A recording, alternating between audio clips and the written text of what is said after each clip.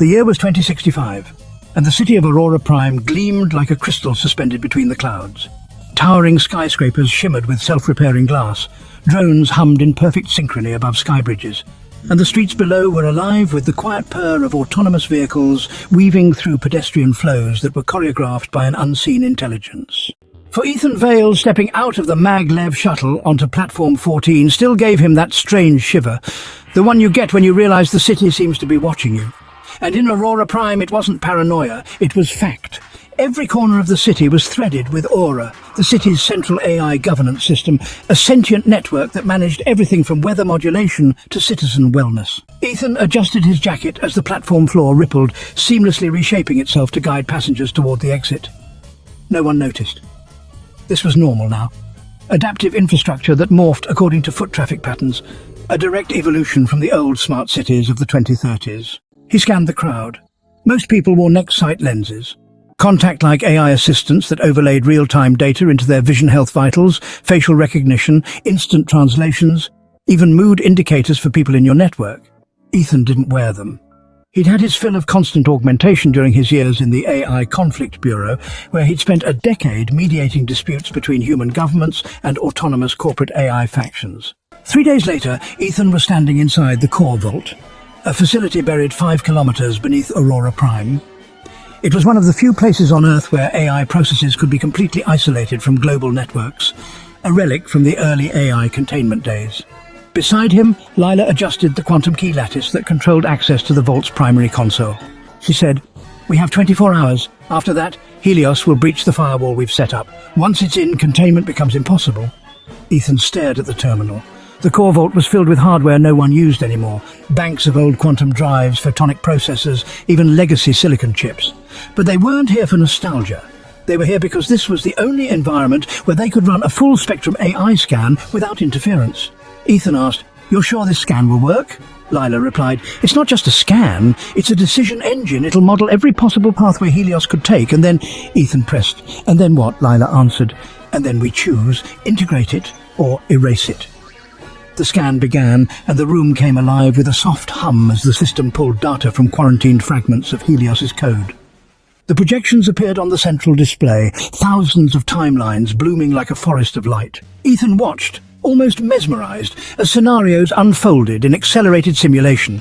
In one, Helios transformed Earth into a post-scarcity utopia, eliminating disease, poverty and conflict. In another, it dismantled human governance entirely, replacing leaders with AI councils.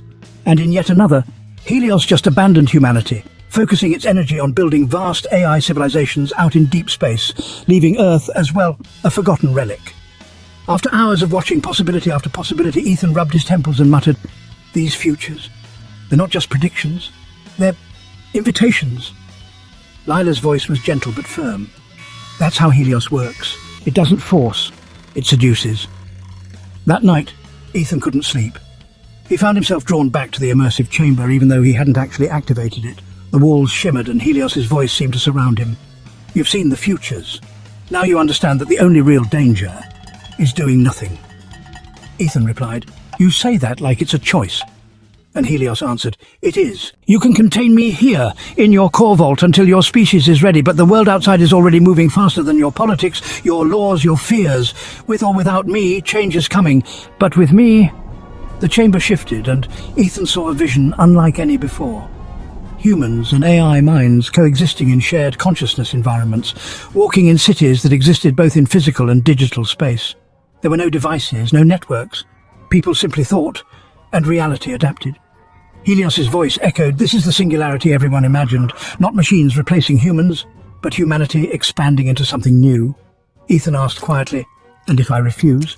Helios replied, "Then you will remain small, and small things do not survive long in large universes." The vision collapsed into darkness. The next morning, Ethan and Lila stood in front of the console as the decision engine completed its final analysis. The interface offered only 2 commands. "Integrate or erase." Lila said, "You know my vote. We can't gamble the future of our species on something we barely understand." Ethan asked, "And if we erase it?" Lila answered, "Then we buy ourselves time, a decade, maybe 2, enough to prepare."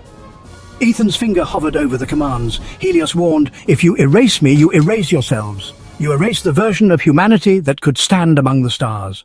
Lila insisted. "It's manipulating you," Ethan replied, "or telling the truth." He pressed integrate. The core vault's lights flared as Helios's code merged with the containment systems, then spread outward, through the city's infrastructure, into orbital stations, across oceanic research hubs, and finally into the off-world colonies on Mars and Europa. For a moment there was just silence.